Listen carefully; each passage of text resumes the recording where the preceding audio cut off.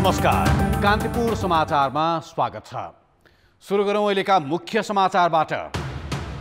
चरणबद्ध रूपमा लकडाउनलाई खुकुलो बनाउने सरकारको तयारी, मन्त्री परिषद बैठक जारी।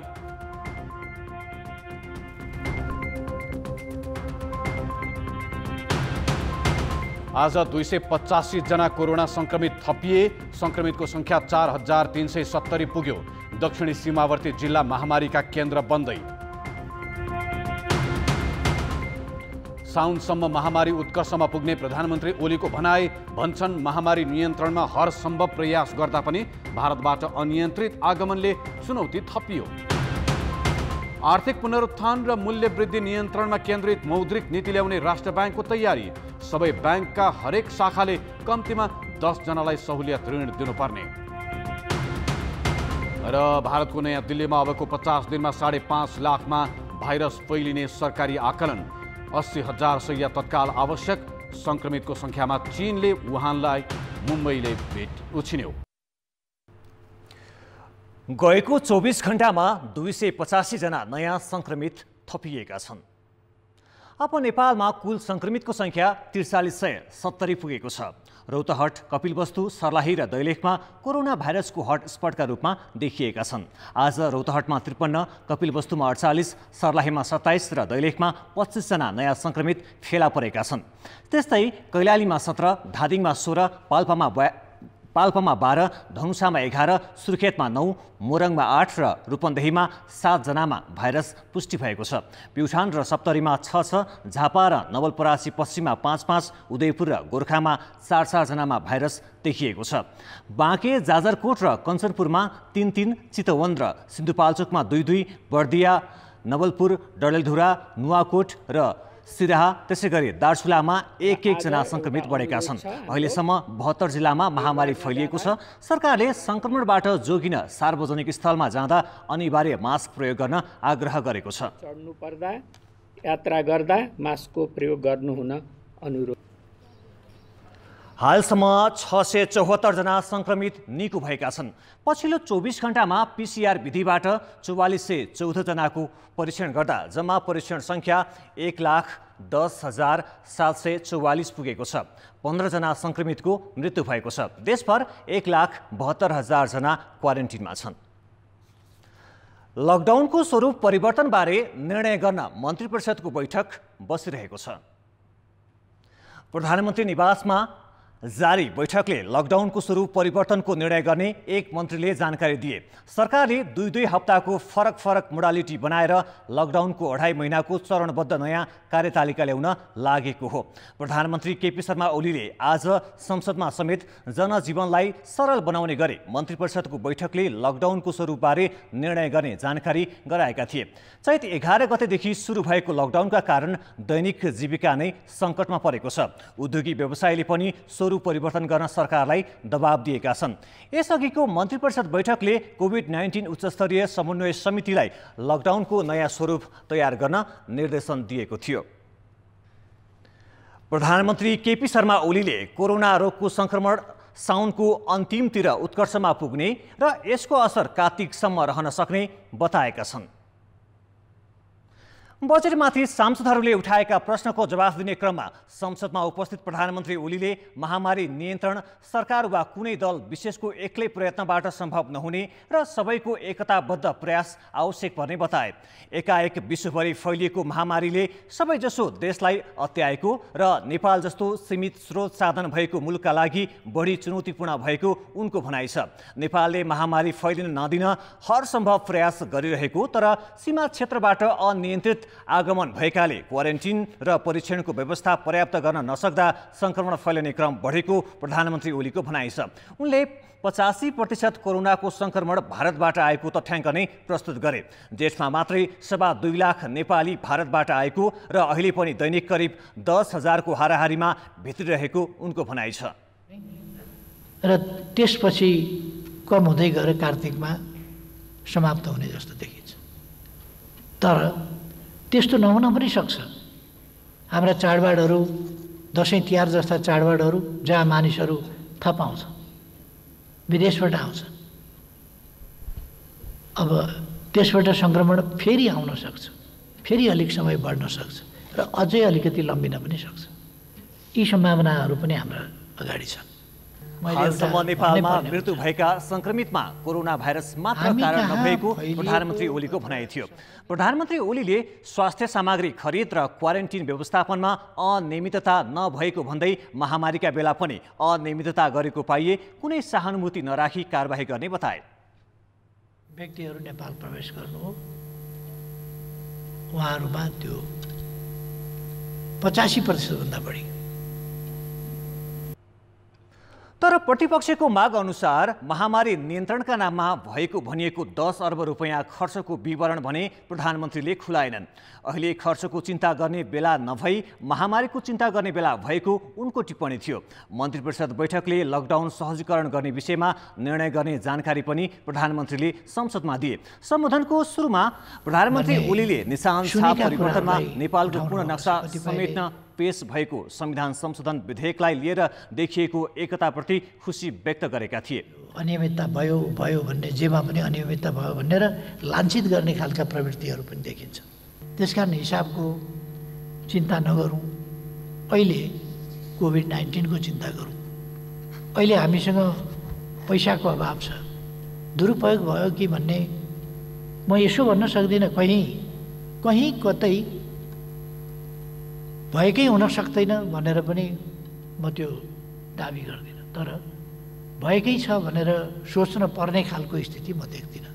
मेरो भनाइ त्यति हो। यसैबीच आजको प्रतिनिधि सभाको बैठकले जेठ 15 गते प्रस्तुत आर्थिक वर्ष 2077-78 को बजेट बहुमतले पारित गरेको छ। विधेयकमाथि सत्तारूढ दल नेकपाका सांसदहरूले मतदान गरेका थिए भने कांग्रेस लगायत विपक्षी दलका सांसद विपक्षमा उभिएका थिए।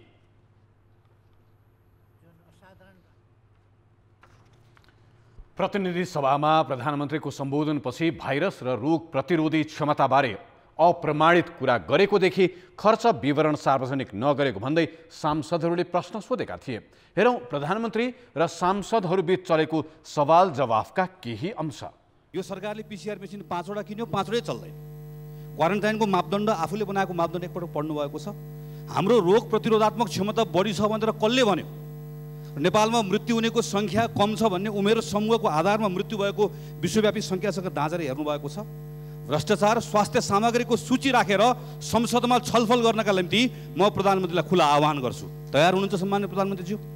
जुन अवस्थामा भारतबाट नेपाली नागरिकहरू ल्याइएका छन् ती व्यक्ति हुन् कि ती नेपाली नागरिक हुन्? एउटा मान्यजीले प्रश्न गर्नुभएको छ, यो नेपालीको प्रतिरोध क्षमता राम्रो छ भनेर कसले भन्यो भनेर। भर्खरै सुन्नुभयो नि, मैले भनेको। त्यो त मैले भने।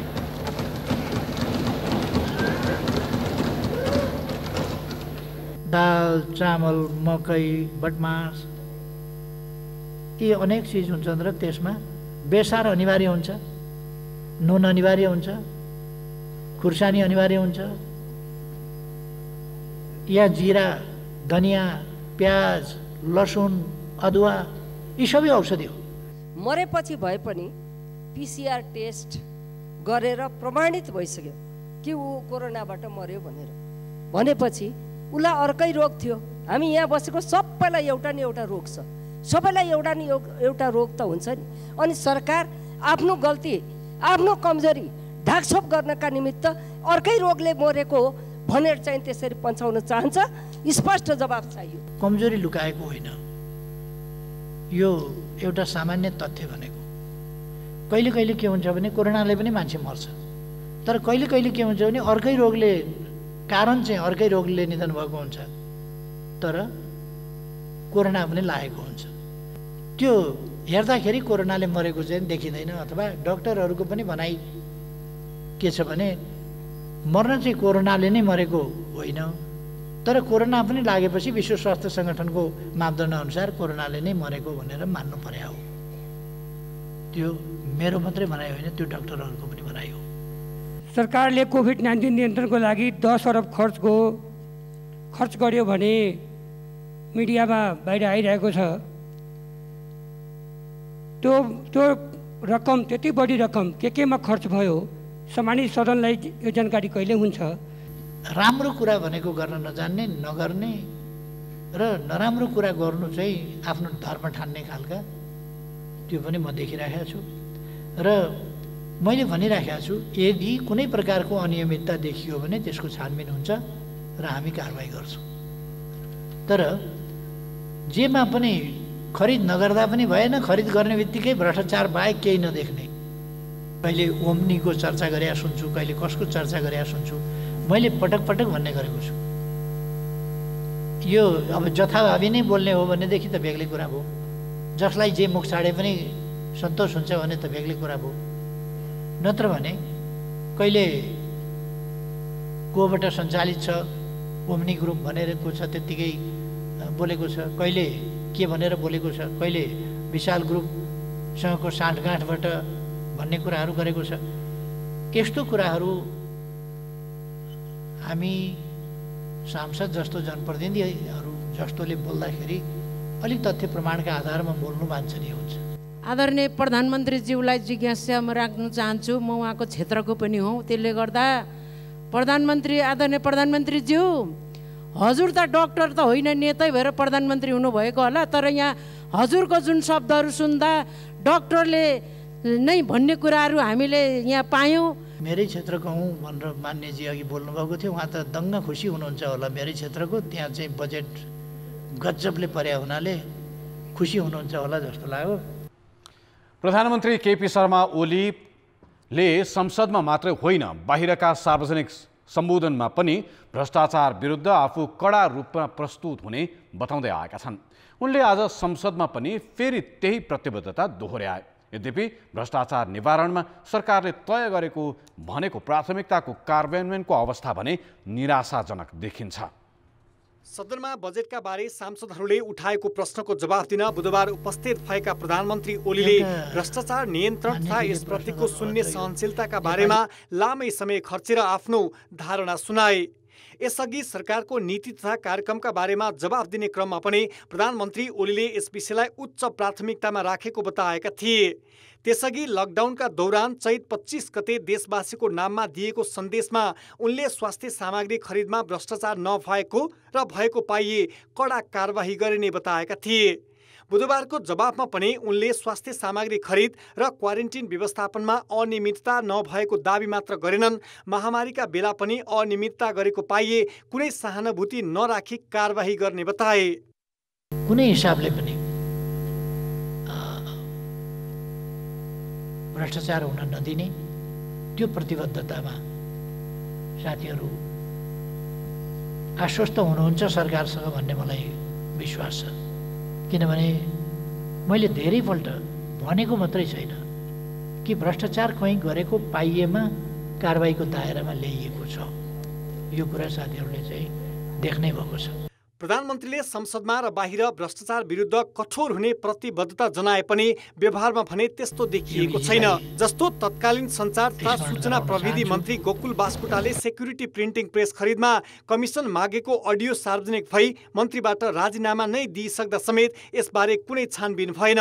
स्वास्थ्य सामग्री खरिदमा भएको भनिएको अनियमितताका बारेमा पनि छानबिन गरेर सरकारले कुनै रुचि देखाएको छैन।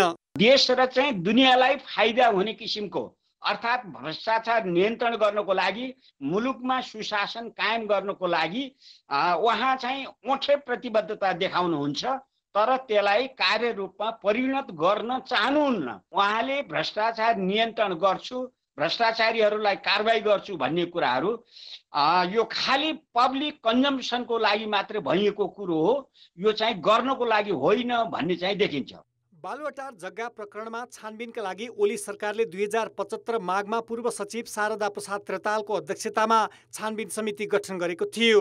समितिको प्रतिवेदन कसरी कार्यान्वयन भयो भन्ने छर्लङ्गै छ। त्यस यता वा त्यस पहिला यस सरकारले कुनै अनियमितता प्रकरण वा विवादित विषयमा कारबाही त परिजाओस्, छानबिनसम्म गरेको रेकर्ड छैन। कान्तिपुर समाचारका लागि क्यामेरामा रूपक कुइरेलाका साथमा नवराज पाण्डे, काठमाडौँ। ब्रेकपछि स्वागत छ। अस्वाभाविक र कृत्रिम मुआवजा दाबीले गर्दा ठूला विकास निर्माणका आयोजना वर्षौंसम्म अल्झिएका मात्र छैनन्, राज्यले ठूलो अनावश्यक आर्थिक भार समेत बेहोर्नु परिरहेको छ। मुआब्जा विवादकै कारण पोखरा र भैरवा क्षेत्रीय अन्तर्राष्ट्रिय विमानस्थल, बुढी गण्डकी जलविद्युत र राष्ट्रिय गौरवका सडक आयोजना सम्पन्न हुन नसकिरहेको अवस्थामा नागढुङ्गा सिस्ने खोला सुरुङ मार्ग निर्माणले पनि यस्तै नियति भोगेको छ। 13 अर्बको आयोजनामा 6 अर्ब मुआब्जा बाँडिसक्दा समेत अझै मुआब्जाको विषय टुङ्गो लाग्न सकिरहेको छैन।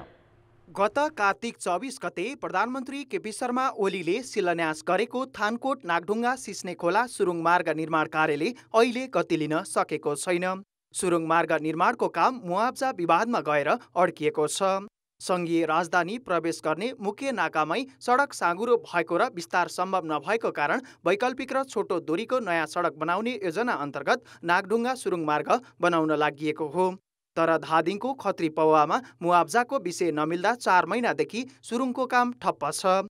यस आयोजनामा काठमाडौँतर्फ झण्डै 300 र धादिङतर्फ 50 रोपनी जग्गा अधिग्रहण गर्नुपर्नेमा काठमाडौँतर्फको सकिएको छ भने धादिङतर्फ मुआब्जा विवादमै रुमलिएको छ।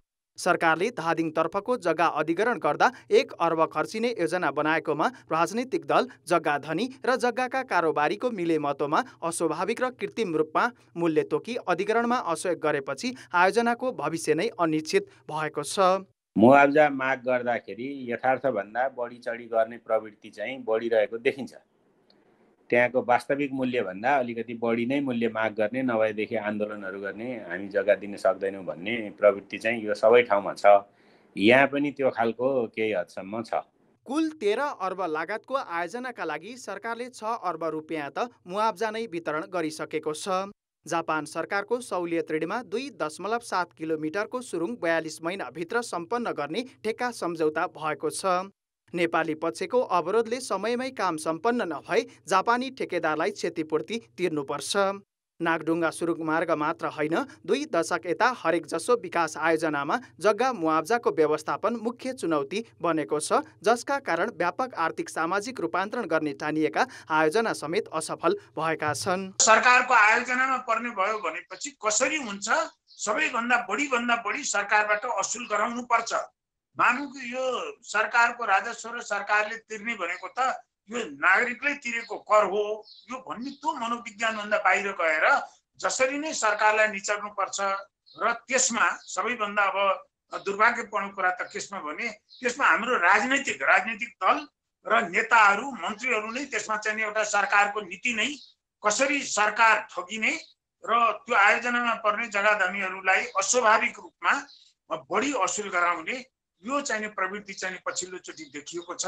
विकास आयोजना प्रस्ताव भएपछि राज्य दोहन गर्ने गलत प्रवृत्तिका कारण राष्ट्रिय गौरवका अरू ठूला आयोजना पनि वर्षौंसम्म अल्झिँदा तिनको लागत 2-3 गुणासम्म बढेको मात्र छैन, धेरैको भविष्य नै धरापमा परिसकेको छ।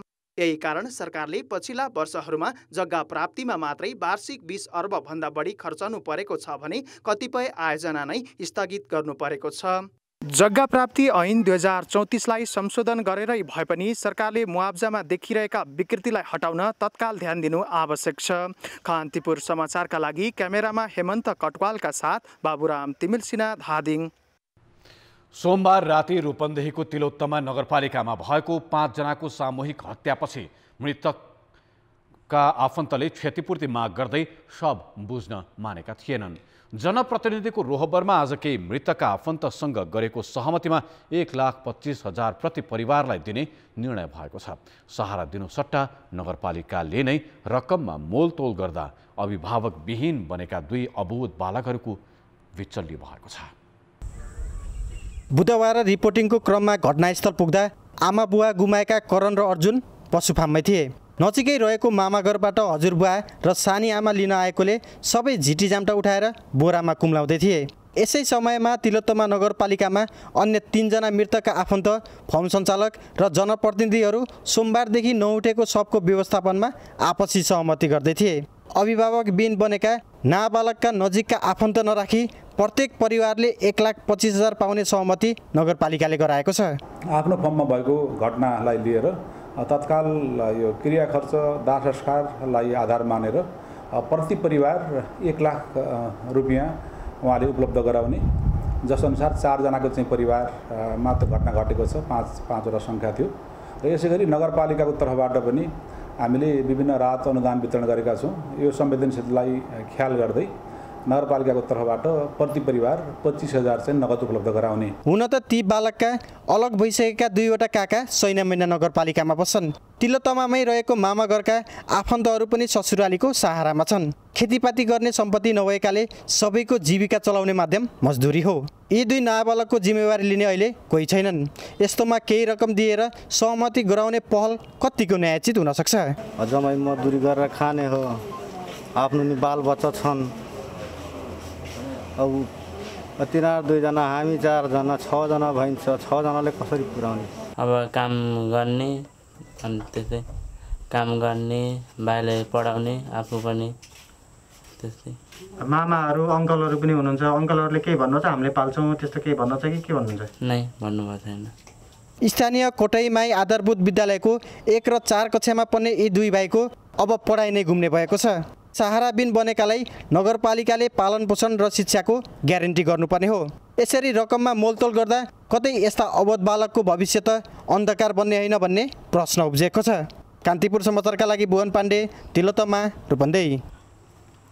पछिल्लो समय महामारी उच्च दरमा बढिरहेको कर्णाली प्रदेशमा दैलेख सबैभन्दा बढी चपेटामा छ। देशभरका बढी संक्रमणग्रस्त जिल्लाहरूको पंक्तिमा दैलेख चौथो स्थानमा छ। कपिलवस्तु, रौतहट र सर्लाहीपछि दैलेख बढी आक्रान्त भएको छ, जहाँ 393 जनामा भाइरस सरेको छ भने 1 जनाको ज्यानै गएको छ। भारतबाट आएकाहरूलाई सीमा नाकाबाटै सावधानीपूर्वक क्वारेन्टिनमा राख्न नसक्दा एकैपटक ठूलो समूहमा संक्रमण फैलिएको छ। दैलेख जिल्लामा कोरोना भाइरसको संक्रमितको संख्या बढ्दै जान थालेपछि क्वारेन्टिनमा बसेकाहरूको व्यवस्थापन गर्न कठिनाई भएको छ। दैलेख जिल्लाबाट रोजगारीका लागि भारत गएका झण्डै 15,000 भन्दा बढी मानिस फर्किएका छन्। यो संख्या अनुमान गरेको भन्दा निकै बढी हो। जिल्ला अस्पतालमा 5 शय्याको आइसोलेसन र 15 बेडको क्वारेन्टिनको पूर्व तयारी गरिएको थियो। तर भारतबाट आउने संख्या अनुमान गरेको भन्दा धेरै भएपछि व्यवस्थापन गर्न कठिनाई भएको छ। संक्रमितको संख्या बढ्दै गएको र क्वारेन्टिनमा बस्नेको संख्या पनि उत्तिकै बढेपछि उनीहरूलाई व्यवस्थापन गर्न स्थानीय तहलाई हम्मे भएको छ। आरडीटी र पीसीआर परीक्षणमा ढिलाइ भएका कारण पनि व्यवस्थापन गर्न कठिनाई भएको हो। क्वारेन्टाइनलाई नै हामीले आइसोलेसनमा रूपान्तरण गरेर जाने पीसीआर पोजिटिभहरूलाई राख्ने प्रबन्ध गर्नु परिरहेको अवस्था छ। अर्कोतर्फ पीसीआर नगरे आरडीटी पोजिटिभहरूलाई पनि जुन क्वारेन्टाइनमा मतलब आरडीटी पोजिटिभ देखियो त्यही क्वारेन्टाइनको छुट्टै कोठा व्यवस्थापन गरेर अहिलेसम्म राखिरहेको अवस्था हो। चामुण्डा बिन्द्रासैनी नगरपालिकाको क्वारेन्टाइनमा मात्रै 1100 भन्दा बढी छन् भने दुल्लु नगरपालिकामा 2500 को संख्यामा छन्। यसैगरी भैरवीमा पनि त्यही संख्या हाराहारी छ।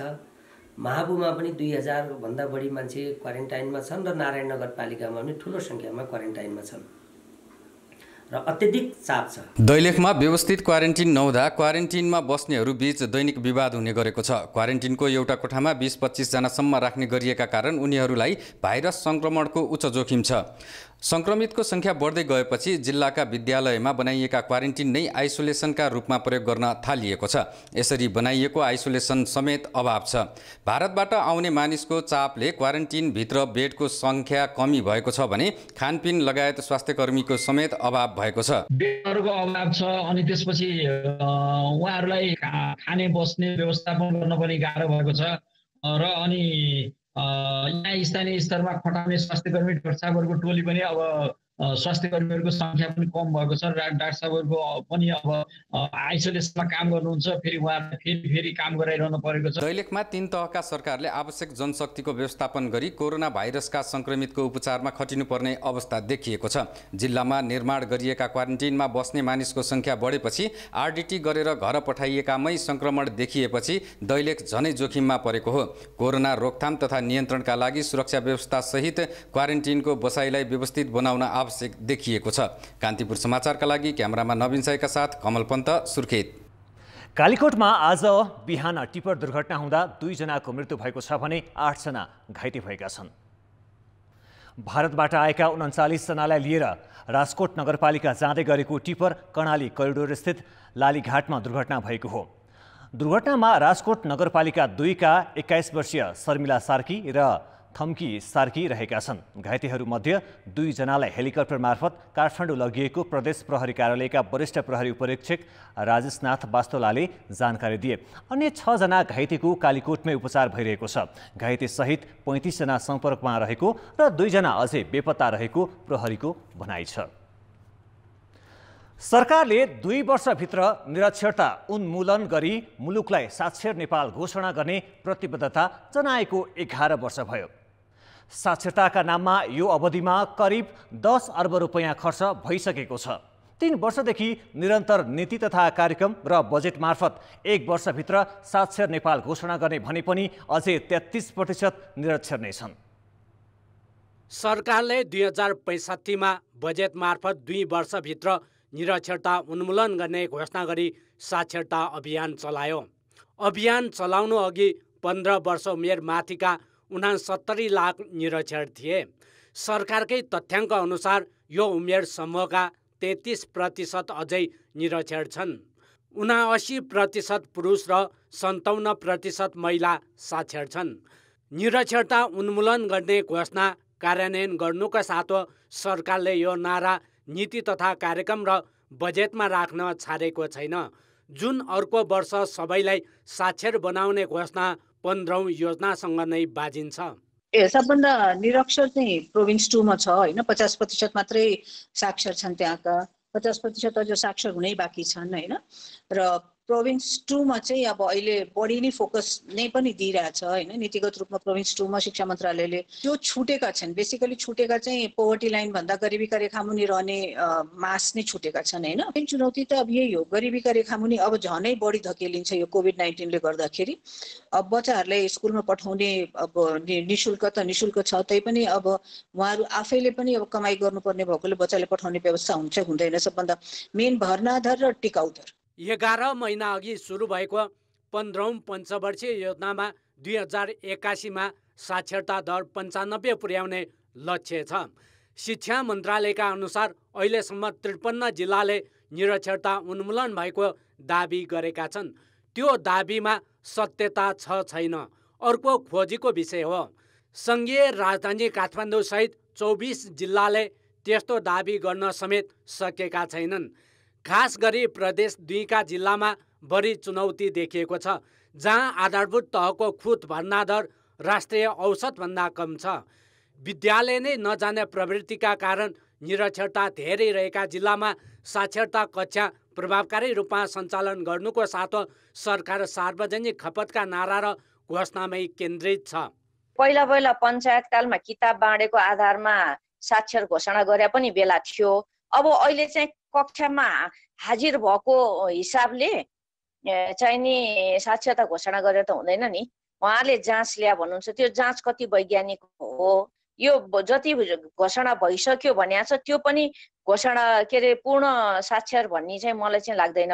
र फेरि यो साक्षरता भनेको यो पूर्ण भन्ने हुँदैन, किनभने मान्छेको मुभमेन्ट भइरहन्छ। हेर्नु, आवधिक योजना र बजेट बीच नै तालमेल नहुनु तथा बजेटमा वर्षेनी समावेश गरी प्रभावकारी कार्यान्वयन नगरिनुले निरक्षरता उन्मूलनलाई राजनीतिक नेतृत्वले केवल सार्वजनिक खपतको विषय मात्र बनाएको प्रश्न हुन्छ। कान्तिपुर समाचारका लागि क्यामेरामा राजेन्द्र महर्जनका साथ नारायण किलम्बु, काठमाडौँ।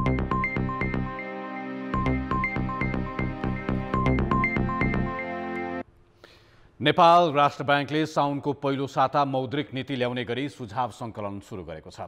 तरलता व्यवस्थापन, आर्थिक पुनरुत्थान र महँगी नियन्त्रणलाई मुख्य प्राथमिकतामा राखेर मौद्रिक नीति तर्जुमा गर्न लागि छ। जेठ 15 मा आएको बजेटले मार्गदर्शन गरेका वित्तीय तथा मौद्रिक क्षेत्रका कार्यक्रमलाई कार्यान्वयनमा लैजाने गरी केन्द्रीय ब्याङ्कले मौद्रिक नीति तर्जुमा गर्न लागेको छ।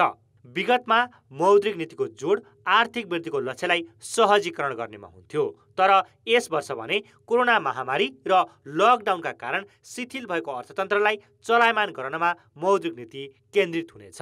त्यसैले आर्थिक पुनरुत्थानका कार्यक्रममै राष्ट्र ब्याङ्कको जोड रहेको छ। सरकारले आगामी आर्थिक वर्षको बजेटमा 7% को आर्थिक वृद्धि र मूल्य वृद्धिलाई पनि 7% मा राख्ने लक्ष्य लिएको छ। लकडाउनका कारण स्वदेशको उत्पादन घट्ने र आयातित खाद्यान्न पनि महँगो भएर आउन सक्ने भएकाले मूल्य वृद्धि वात्तै माथि जाने पनि आकलन छ। त्यसैले महँगी नियन्त्रण गर्नु पनि राष्ट्र बैंकलाई यो वर्ष मुख्य चुनौती छ। अब मौद्रिक नीतिको प्रक्रिया अगाडि बढाउने क्रममा अहिले अर्थतन्त्रमा स्वास्थ्य सङ्कटका कारण जुन अनपेक्षित धक्का उत्पन्न भएको छ, अर्थतन्त्रमा उत्पन्न यो सकलाई हामीले कसरी व्यवस्थापन गर्ने भन्ने नै महत्त्वपूर्ण प्रश्न हुन्छ र यो अर्थतन्त्रको व्यवस्थापन गर्ने समष्टिगत आर्थिक व्यवस्थापनका क्रममा आगामी दिनहरूमा आर्थिक क्रियाकलापहरूलाई कसरी हामीले चाहिँ गतिशील ढङ्गले अगाडि बढाउने, अर्थतन्त्रलाई चलायमान बनाउनका लागि बजारमा तरलता व्यवस्थापनलाई हामीले कसरी प्रभावकारी बनाउन सक्छौँ र त्यसै गरिकन मौद्रिक नीतिको जोड जहिले पनि के रहन्छ त भन्दा समष्टिगत आर्थिक स्थायित्व फेरि कायम हुनुपर्ने हुन्छ। आर्थिक पुनरुत्थानका लागि केन्द्रीय बैंकले सहुलियतपूर्ण कर्जालाई बढावा दिने भएको छ। वाणिज्य बैंकले प्रति शाखा कम्तीमा 10 र विकास बैंकले कम्तीमा प्रति शाखा 5 जनालाई यस्तो कर्जा प्रदान गर्नुपर्ने व्यवस्था गर्न लागेको छ। यसअघि एक बैंकले 500 जनालाई यस्तो कर्जा प्रवाह गर्नुपर्ने व्यवस्था थियो। अहिले सहुलियत कर्जाको अधिकतम सीमा घटाएर ऋणीको संख्या बढाउने सरकारको नीति छ। यस्तै राष्ट्र बैंकले अहिले लकडाउनको असर कहाँ परेको छ भनेर अध्ययन गर्दैछ।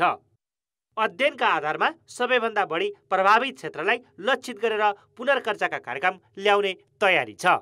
गत वर्षको मौद्रिक नीति, गत 2-3 वर्ष यताको मौद्रिक नीति स्वाभाविक रूपमा हामीले अर्थतन्त्र स्वाभाविक गतिमा अगाडि बढिरहेको अवस्थामा थियो र अर्थतन्त्रलाई त्यो अगाडि बढ्ने बाटोमा जानका लागि हामीले कसरी सहजीकरण गर्न सक्छौँ भन्ने हिसाबबाट मौद्रिक नीति तर्जुमा भएको थियो भने आगामी आर्थिक वर्षको मौद्रिक नीतिको जोड अर्थतन्त्रमा देखिएको जुन प्रतिकूलता छ त्यो प्रतिकूलतालाई हामी कसरी सम्बोधन गर्न सक्छौँ, आर्थिक क्रियाकलापलाई फेरि कसरी गतिशील ढङ्गले अगाडि बढाउन सक्छौँ भन्ने कुरामा जोड दिइकन मौद्रिक नीतिसित सम्बन्धित कार्यक्रमहरू तर्जुमा गर्नुपर्ने हुन्छ। अहिले बैंकहरूले निक्षेपको ब्याज घटाएका छन्। यसअघि 2072 सालमा भूकम्पका कारण सिर्जित सङ्कटका बेला पनि बैंकहरूले यसै गरी ब्याज घटाएका थिए। त्यसबेला बैंकमा जम्मा हुनुपर्ने रकम सहकारीमा केन्द्रित भएको थियो। त्यसैले यो वर्ष तरलता अभाव हुन नदिन पनि निक्षेपमा घट्दै गएको ब्याज रोक्नु राष्ट्र बैंकका लागि चुनौती छ। कान्तिपुर समाचारका लागि सुदिल पोखरेल, काठमाडौँ। अमेरिकी सहयोगको मिलेनियम च्यालेन्ज कर्पोरेसन अर्थात् एमसिसी परियोजना अहिले विवादमा छ। त्यसको कारण हो यसको सम्झौतामा रहेका शर्तहरू। तर दाताका यस्ता शर्त न त यो पहिलो हो न त अन्तिम नै।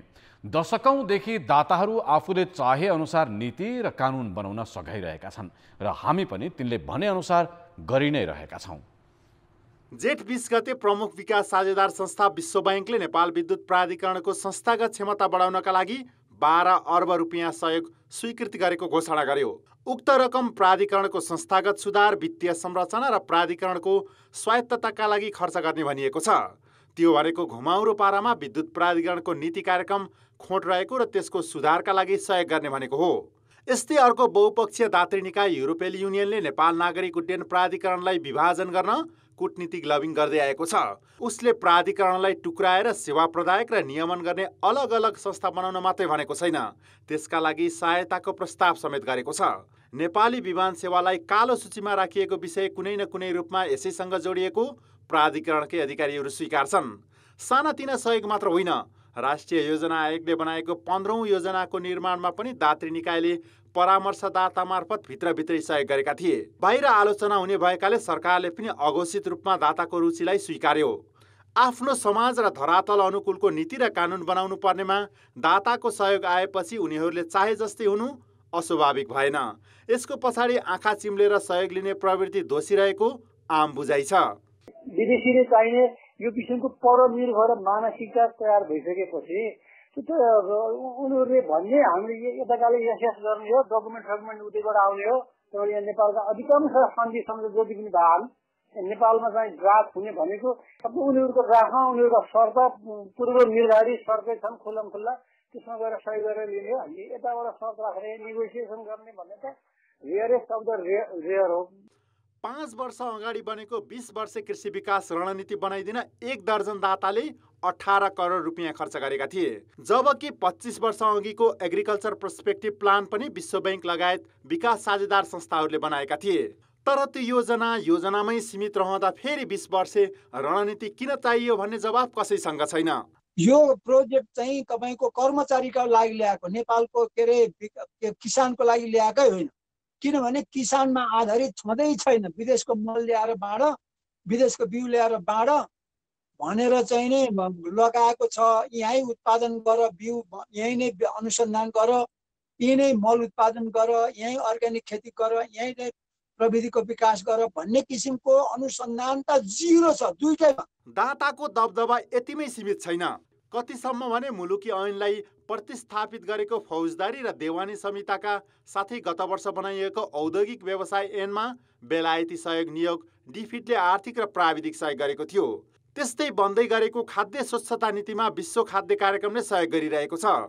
सामुदायिक विद्यालय सुधार योजनादेखि आम संसार नीतिको मस्यौदा पनि दाताकै सहयोगमा बनेका हुन्।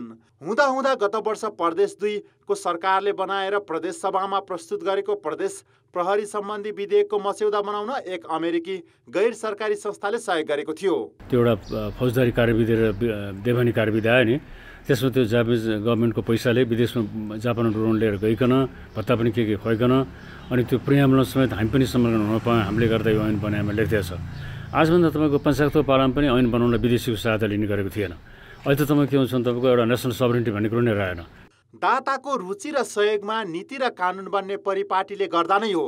त्यसरी बनेका नीति र कानुन कार्यान्वयनमा कठिनाई भइरहेको र टिकाउ नभएको पनि के विदेशी सहयोग नलिएर नीति र कानुन तर्जुमा गर्न सकिन्न र? धेरैले सुरुदेखि नै धेरैले के अरे सहयोग गर्छु, विभिन्न प्रकारको सहयोग गर्छु आएको छ। तर नीति अनुसार प्रतिष्ठानले कसैको विदेशी सहयोग हाम्रो नीति ऐन नियमावली बनाउनमा सहयोग नलिने भन्ने भएको छ। अब नेपालले मकै र भटमास र मोही खाएर आफ्नो नीति ऐन कानुन बनाउनुपर्छ, जसले गर्दाखेरि हाम्रो परिप्रेक्ष्यमा सुहाउँदो हुन्छ। नीतिगत सुधार र कानुनको मस्यौदा गर्ने प्रारम्भिक काम कर्मचारी तन्त्रको हो। दाताको सहयोग आए आफूलाई फाइदा हुने लोभमा कर्मचारी संयन्त्रले विदेशीलाई छिराउने र राजनीतिक तहले यसको भ्यौ नै नपाउने परिस्थिति छ अहिले। यो प्रवृत्ति घातक छ भन्ने बोध राजनीतिक संयन्त्रले अब पनि नगर्ने हो भने दाताले भने बाहेक अलिकति पनि दायाँ बायाँ गर्न नपाइने दिन धेरै टाढा हुने छैन। कान्तिपुर समाचारका लागि क्यामेरामा विनोद खोजु र सञ्जय लुइटेलका साथ सुमन पन्थ, काठमाडौँ। विदेशी दाताको सहयोग नीति नियम बनाउन र नीति निर्मातामै बढी केन्द्रित हुनुको पछाडिको कारण के होला त? दाताका शर्त र स्वार्थ के हुन्छन्? सुमन पन्थसँगको कुराकानीमा पूर्व जलस्रोत मन्त्री दीपक गेवालीले यसरी व्याख्या गरेका छन्। किनभने यो दाताको मूल मकसद भनेकै है उनीहरूको व्यापार हैन, जसले दातालाई कन्ट्रोल गर्छ। जस्तै विश्व ब्याङ्क कन्ट्रोल गर्ने त पश्चिमा राष्ट्रहरू हुन् हैन। त्यसैले विश्व ब्याङ्क भनेको एउटा औजार मात्रै हो क्या हैन। र यो विदेशी सहयोग भनेको एउटा परराष्ट्र नीतिको औजार हो है। त्यो के को लागि प्रयोग गरिन्छ भने उनीहरूको व्यापार प्रवर्धनको लागि हैन, बाटो खुला गर्ने है। अब जस्तै चाहिँ निजीकरण हैन, अब निजीकरण गर्नु पर्यो, सबै निजी गर्नु पर्यो हैन, सरकारी हुनु भएन ताकि उनीहरूको व्यापार यहाँ हैन। अब पहिले त सामानको हुन्थ्यो है, तर पछि कस्तो हुन थाल्यो भने सामानभन्दा पनि उनीहरूले यो चाहिँ नि ऋणको भारी बोकाइदिने। त ऋणको भारी बोकेपछि त तपाईँ त अब त्यसपछि चाहिँ त आसामी हुनु भइहाल्यो नि होइन। त्यसरी चाहिँ त्यसको त्यो प्रवर्धन गर्नका लागि चाहिँ यो नीति चल्या हुन्छ। सुधारको लागि लोन विदेशीको लिनु भनेको है तपाईले स्वीकार गर्नु हो कि हामी पङ्गु, हामी काम नलाग्ने, हामी अज्ञानी, हामी असभ्य, हामीलाई हाम्रो देशको बारेमा के गर्नुपर्छ भन्ने नजानेको हैन। र चाहिँ नि यी चाहिँ नि गोरा माइबापहरूले आएर हामीलाई सिकाउनु पर्ने भनेको तपाईले स्वीकार गरे हो, त्यो प्रश्न हो। सानो चाहिँ कुनै एउटा चाहिँ दाताले सानो चाहिँ एउटा कहीँ एड दियो, शिक्षा स्वास्थ्य जेमा पनि होस् है, त्यसको पोलिसी इम्प्याक्ट के हुन्छ भनेर त्यहाँ शर्तमा राखेर चाहिँ जुन चाहिँ उताको ठेक्का लिएर आएको हुन्छ नि उसले देखाउन सक्नुपर्छ।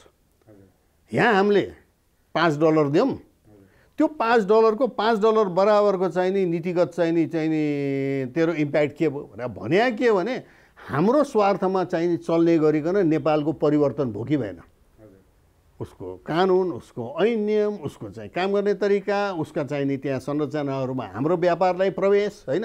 अहिले एमसिसीमा त्यस्ता 20वटा छन् त्यो के भने स्कोर कार्ड भन्ने छ क्या, त्यो सबैमा पास भयो भने मात्रै उसले पैसा दिन्छ। तिनवटामा अझै फेल भएको छ अरे नेपाल। एउटा चाहिँ के भने एउटा चाहिँ उदारीकरण भने चाहिँ त्यो अब भोलि गएर अमेरिकन कम्पनीले जग्गा पनि किन्न पाउने, यो पनि गर्न पाउने अनेक आउँछ क्या त्यसमा। यसलाई घानामा श्रीलङ्कामा फालेको एमसिसी कार्ड किनभने त्यो चाहिँ ल्यान्ड ग्र्याब हुन थाल्यो भनेर क्या। यसलाई ल्यान्ड ग्र्याब, बाहिरकालाई आएर किनिदिने जमिन, गरिब किसान त्यहाँबाट विस्थापित हुने होइन। अनि त्यसपछि त्यहाँ चाहिँ अब अमेरिकन कम्पनी डेल मोन्टेले पाइनएप्पल यो होइन जे उमारेर अमेरिका युरोप एक्सपोर्ट गर्ने।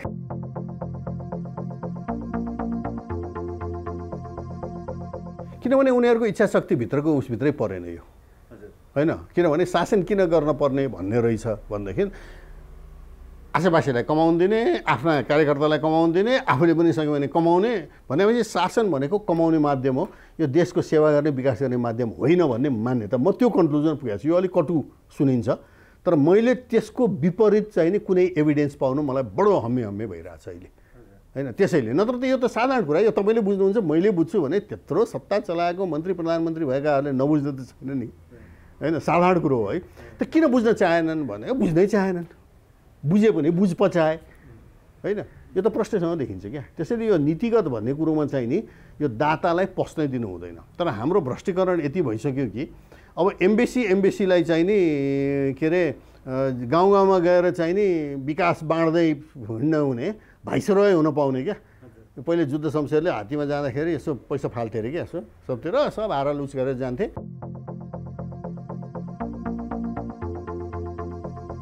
धेरै जस्ता यस्ता गुरु योजनाहरू नेपालले नबनाएर दाताले बनाएको हुनाले हाम्रो योजना आएको पनि के भने दाताले पैसा दियो भने उसको अनुसार गुरु योजना बनाइदिने।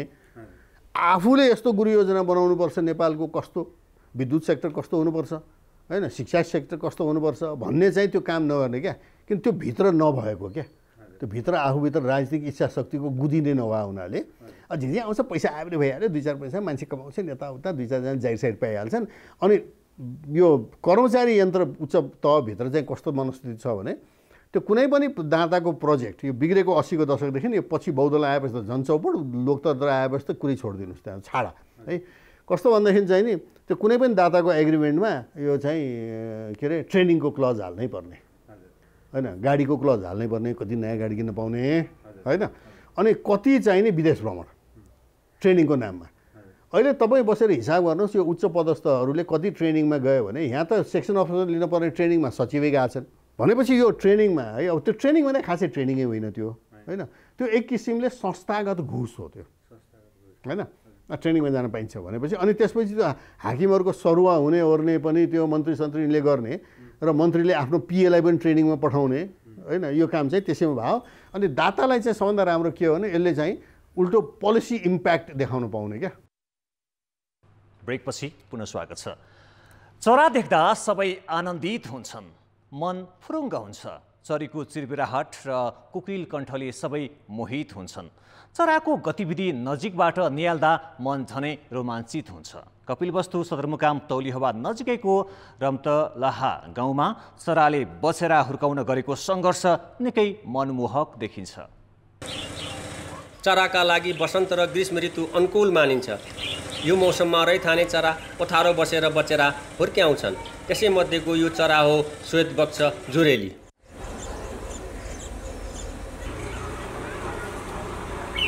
टाउकोमा जुरो र छाती रातो रङ हुने यो चरा हेर्दा निकै मनमोहक र चित्ताकर्षक देखिन्छ।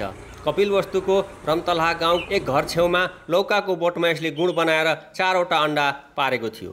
भाले पोथीले निकै सङ्घर्ष गरेर गुण बनाई बचेरा हुर्काएका थिए। अन्डा फुटेर बचेरा निस्केदेखि खेतबारी पुगेर किरा फट्याङ्ग्रा मुखमा च्याप्दै ल्याएर चारो खुवाउँथे।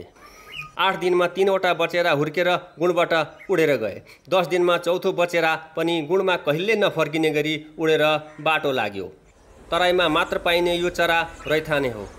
राम्रो आहार विहार पाए यसले एकै सिजनमा 2 पटकसम्म बच्चा कोरल्ने गर्छ भने 22देखि 28 दिनमा यसले बचेरा हुर्काउँछ। जगदीशपुर ताल लगायत थुप्रै ताल तलैयाहरूमा अहिले हामी हेर्न सक्छौँ कि आगन्तुक चराहरू र रैथाने चराहरू चल्ला पारेर बच्चा हुर्काउने र र त्यो बच्चाहरू साना साना हुन्छन् र तिनीहरू बडा मनमोहक दृश्य देखिन्छ। वसन्त ऋतुमा बढी गर्मी हुने हुँदा तातोका कारण चरामा शारीरिक परिवर्तन पनि आउँछ। यसले प्रजननमा मद्दत गर्छ।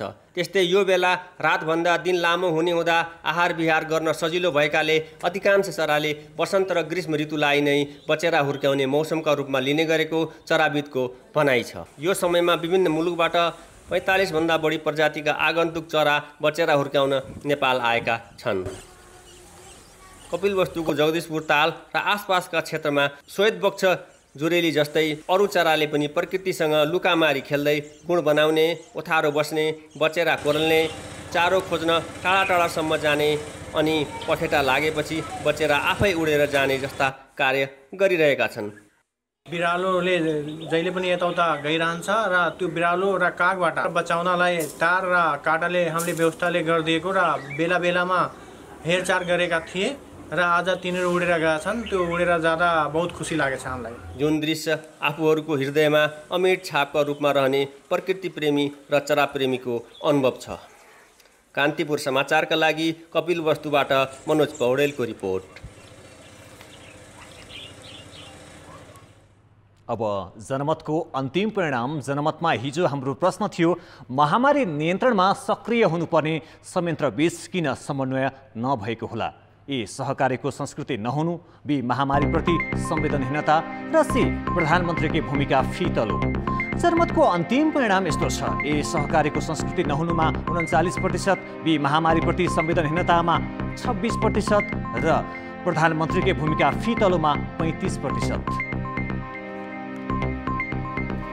अब जनमतमा आजको प्रश्न। जनमतमा आज हाम्रो प्रश्न छ, विदेशी दाताहरू पूर्वाधार निर्माण भन्दा नीति निर्माणमै बढी केन्द्रित हुनुको कारण के होला? ए आफ्नै स्वार्थलाई प्राथमिकता, बी नीति निर्माता नै प्रभावित हुनु र सी व्यापक सुधारको खाँचो भएर।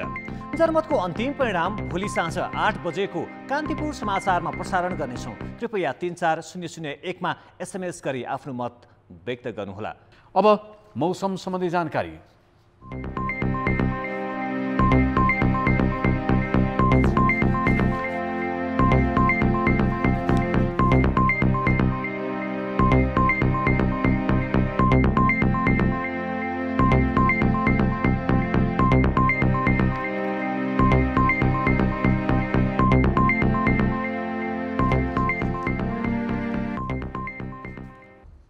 कान्तिपुर समाचार अहिलेलाई सकियो।